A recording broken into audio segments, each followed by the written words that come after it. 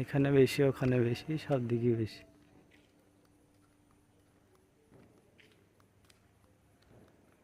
ফাঁকা রোড দেখেছ? এখন বাজে হচ্ছে রাত 12টা। এখন যাচ্ছি আমরা হেঁটে হেঁটে রোমের দিকটা। একদম ফাঁকা রোড।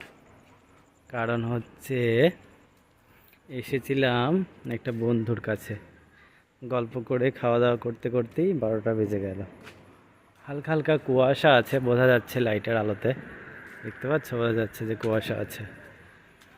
তো চলো আমরা রোমের দিকে আগাই, রোমের দিকে যাই।